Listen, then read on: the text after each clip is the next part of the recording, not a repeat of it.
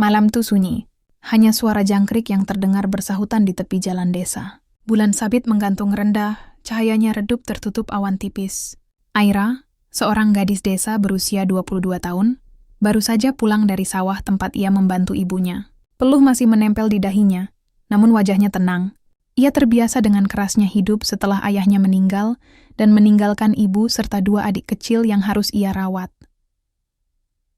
Di tengah perjalanan pulang melewati jalan kecil yang dikelilingi pepohonan bambu, Aira tiba-tiba dikejutkan oleh suara berat, rintihan lirih seorang pria. Tolong. Aira berhenti seketika. Matanya berusaha mencari sumber suara. Dengan hati-hati ia mendekat.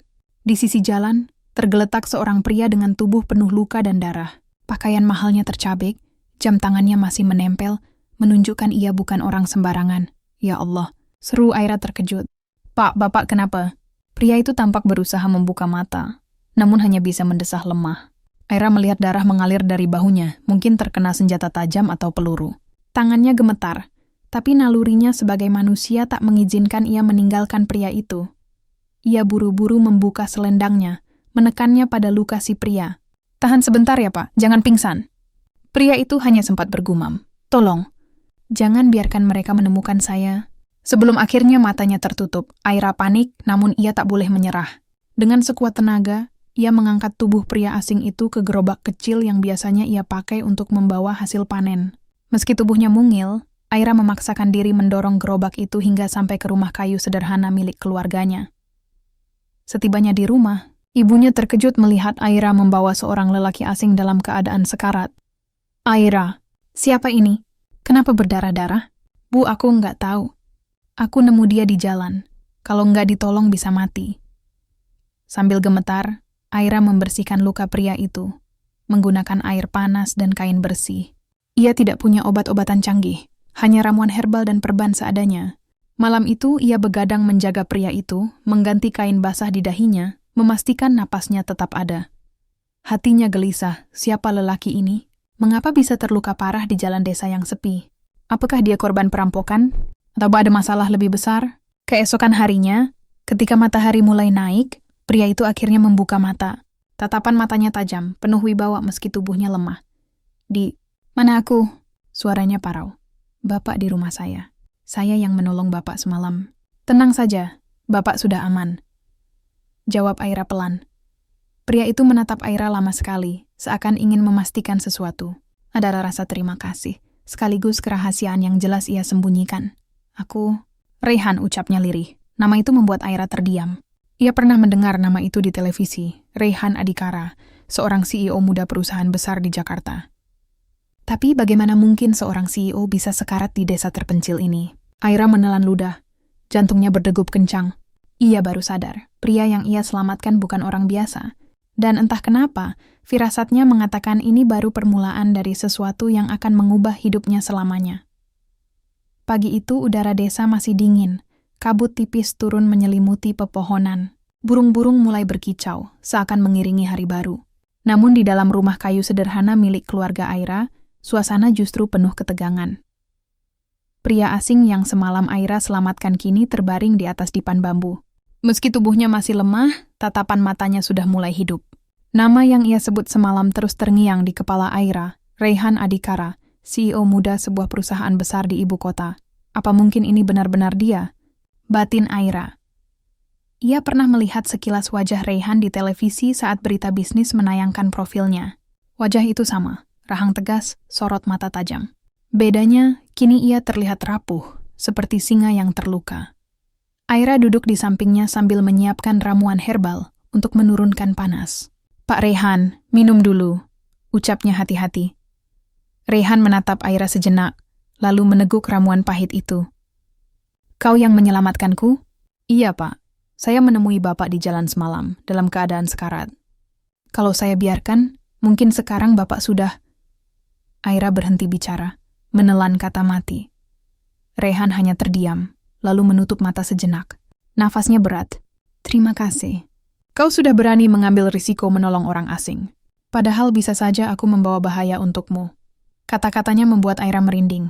Ia menatap pria itu dengan rasa penasaran bercampur takut. Bapak, siapa yang melukai Bapak sebenarnya? Raihan terdiam lama. Ia menoleh ke jendela seakan ragu untuk bicara. Aki sedang dikejar orang. Ada pengkhianatan di sekitarku. Mereka ingin aku mati.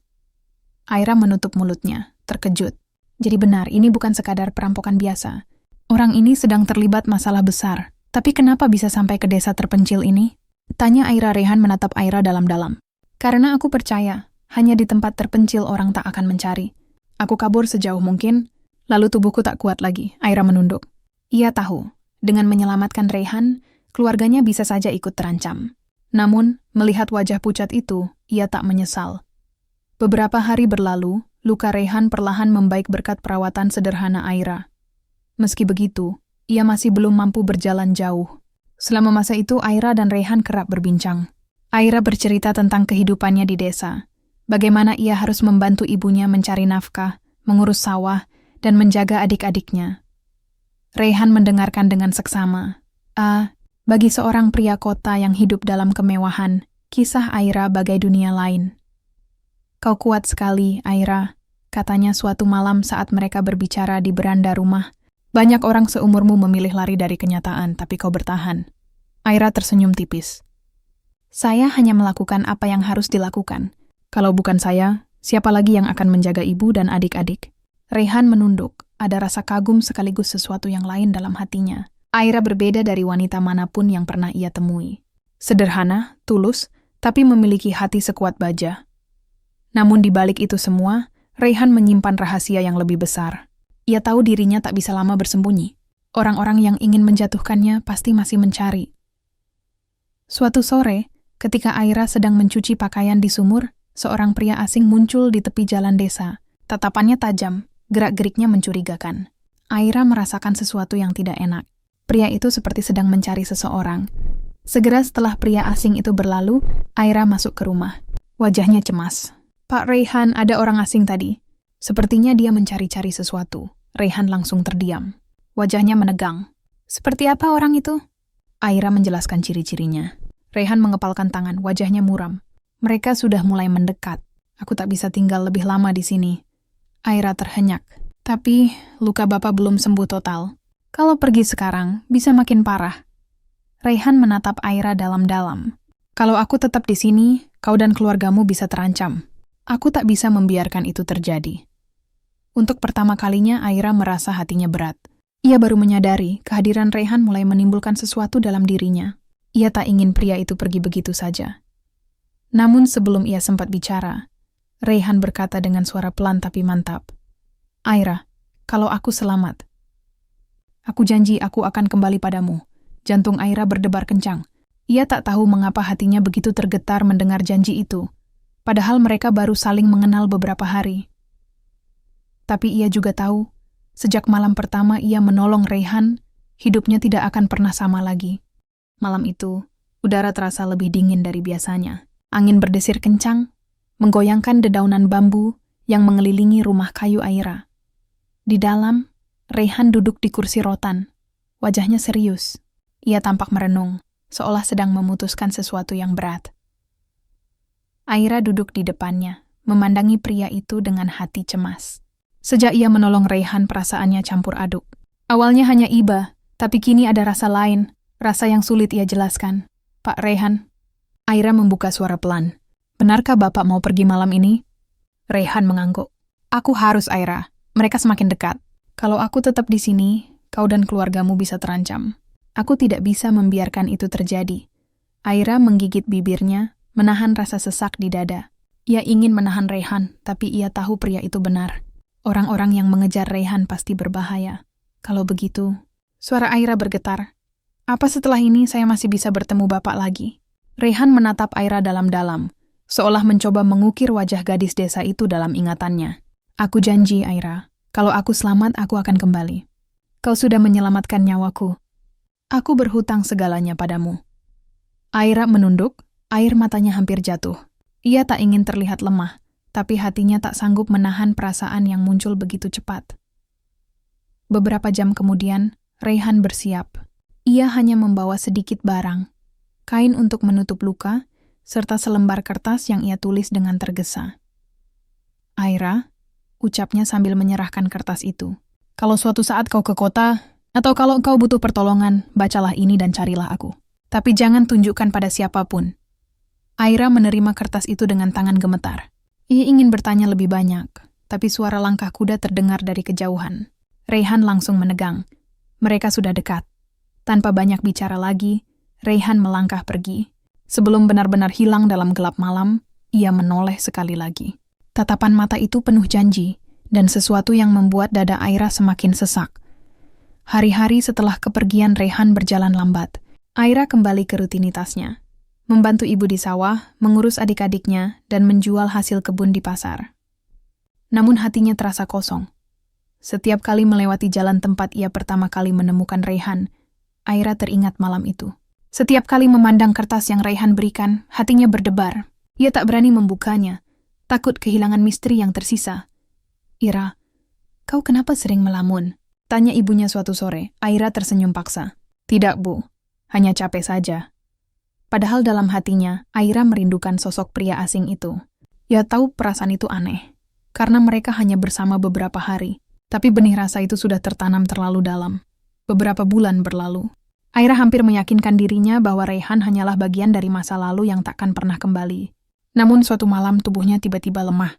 Ia jatuh pingsan saat sedang menimba air di sumur. Ibunya panik, segera memanggil dukun kampung. Setelah diperiksa, sang dukun berkata, "Anakmu sedang mengandung." Kabar itu membuat Aira terhenyak. Ia hanya bisa terdiam dengan wajah pucat. Ingatannya kembali pada malam sebelum Raihan pergi. Malam penuh kehangatan, ketika keduanya larut dalam perasaan yang tak terbendung. Saat itu Aira tak pernah membayangkan akibatnya. "Ya Allah," bisik Aira sambil memeluk perutnya yang masih datar. Ini anaknya. Sejak saat itu, hidup Aira benar-benar berubah. Ia harus menghadapi tatapan orang-orang kampung yang mulai mencurigainya. Ibunya pun bingung, meski akhirnya berusaha mendukung putrinya. "Aira, apa kau yakin siapa ayah anakmu?" tanya ibunya dengan suara berat. Aira menggenggam kertas pemberian Raihan, yang hingga kini belum pernah ia buka. Air matanya jatuh. "Ya, Bu, aku yakin." Malam itu, setelah semua orang tertidur, Aira memberanikan diri membuka lipatan kertas itu.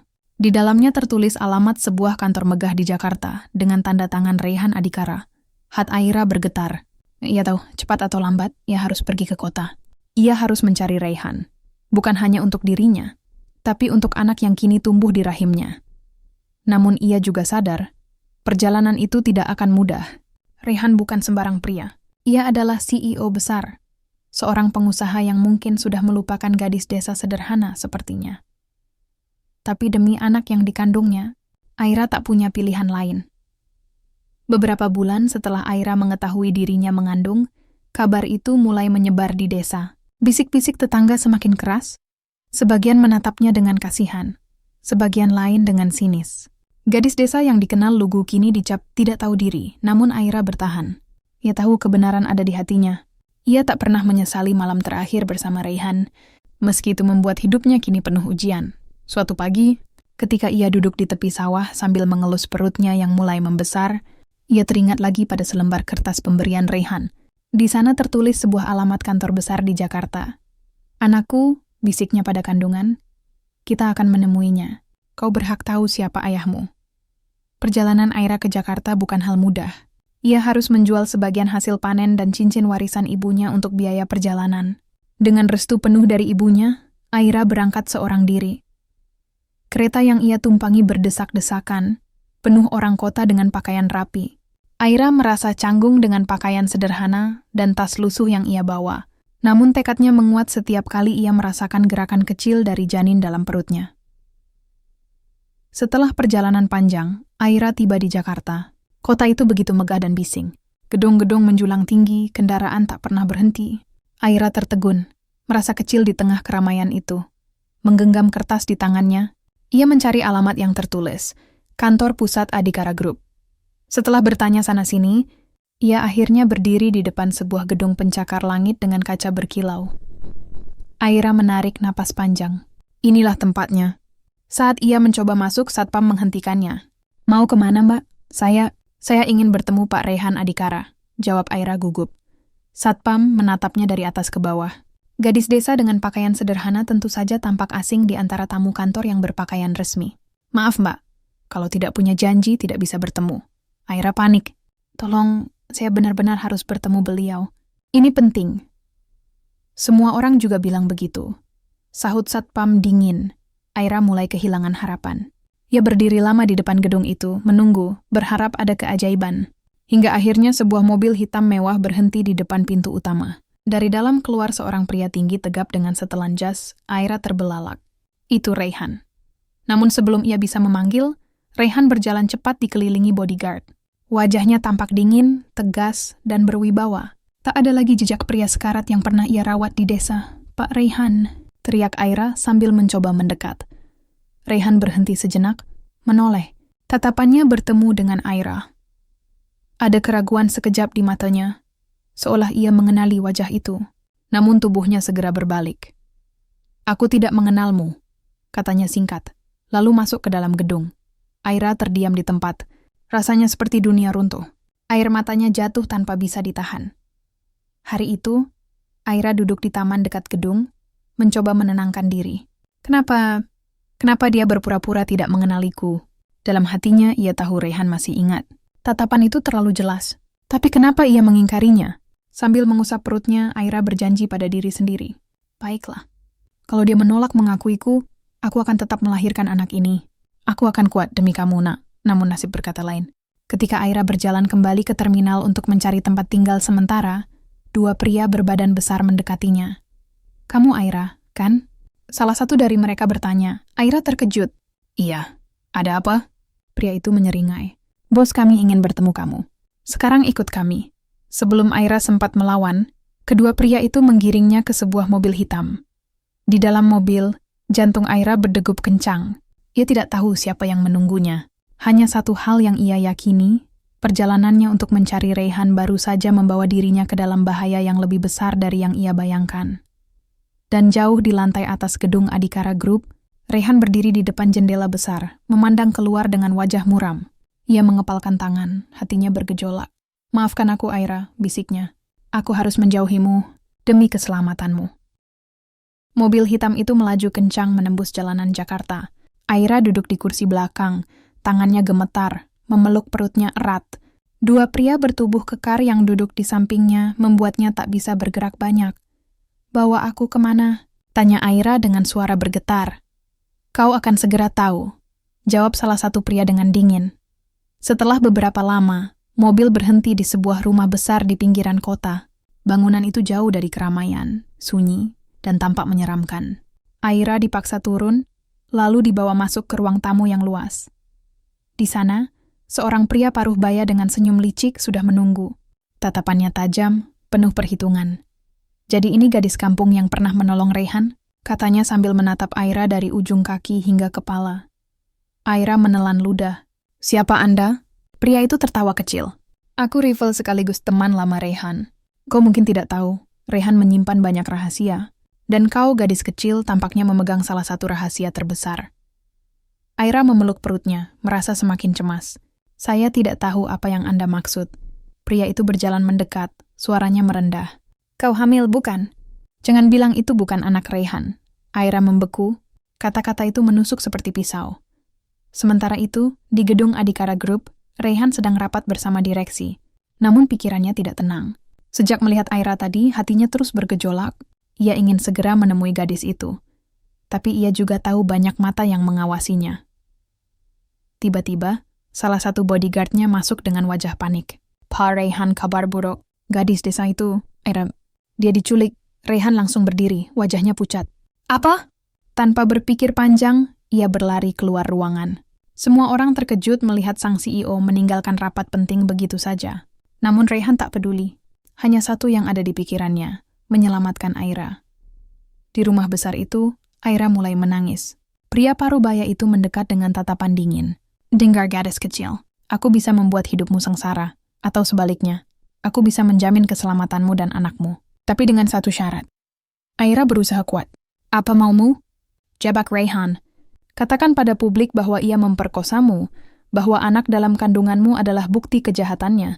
Dengan begitu reputasinya hancur, dan aku bisa mengambil alih perusahaannya." Aira terperanjat. "Tidak, aku tidak akan melakukan itu. Dia bukan orang jahat, dia ayah dari anakku." Pria itu tertawa sinis. Kau benar-benar naif. Saat pria itu memberi isyarat pada anak buahnya untuk menyeret Aira, pintu tiba-tiba terbuka dengan keras. Raihan muncul dengan wajah penuh amarah, ditemani beberapa pengawal pribadinya. Lepaskan dia, teriak Raihan. Pertarungan pun pecah. Bodyguard Raihan melawan anak buah pria itu. Suara benturan keras memenuhi ruangan. Di tengah kekacauan, Raihan berlari menghampiri Aira, melepaskan ikatan di tangannya. Aira, kau baik-baik saja? Tanyanya cemas. Air mata Aira mengalir deras. Aku takut sekali, Raihan. Raihan menariknya ke pelukan. Maafkan aku. Aku seharusnya tidak meninggalkanmu. Pertarungan akhirnya dimenangkan pihak Raihan. Pria parubaya itu berhasil ditangkap dan dibawa pergi oleh polisi setelah Raihan membeberkan bukti pengkhianatannya. Di dalam mobil, saat perjalanan pulang, Aira duduk di samping Raihan. Tangannya masih gemetar, tapi kini ada rasa aman. Aira, Raihan menatapnya dalam-dalam. Aku mengaku, aku berpura-pura tidak mengenalimu tadi di kantor. Aku hanya ingin melindungimu. Musuh-musuhku banyak, dan aku takut kau akan menjadi sasaran. Aira menunduk, air matanya menetes. Tapi kenyataannya aku tetap jadi sasaran. Aku hampir kehilangan nyawaku. Raihan menggenggam tangannya erat. Dan aku berjanji, itu tidak akan terjadi lagi. Mulai sekarang aku tidak akan meninggalkanmu lagi. Aira menatapnya dengan mata berkaca-kaca. Raihan, aku mengandung anakmu. Raihan terdiam, napasnya tercekat. Ia kemudian tersenyum, matanya basah. Benarkah, ya Tuhan? Aira, ini hadiah terbesar dalam hidupku. Beberapa bulan kemudian, Aira tinggal di Jakarta bersama Raihan. Ia melahirkan seorang bayi laki-laki yang sehat. Raihan menepati janjinya. Ia mengakui Aira sebagai wanita yang menyelamatkan hidupnya sekaligus ibu dari anaknya. Di depan publik, Raihan bahkan berkata lantang. Tanpa Aira, aku mungkin sudah tidak hidup. Dia bukan hanya penyelamatku, dia adalah masa depanku. Aira berdiri di sampingnya, menatap suaminya dengan perasaan campur aduk, antara haru, bangga, dan cinta. Gadis desa yang dulu diremehkan kini berdiri di samping seorang CEO besar, bukan karena ambisi tapi karena ketulusan hatinya. Dan di dalam hati Aira, ia tahu keputusan untuk menolong pria sekarat di jalan desa dulu adalah takdir yang mengubah segalanya.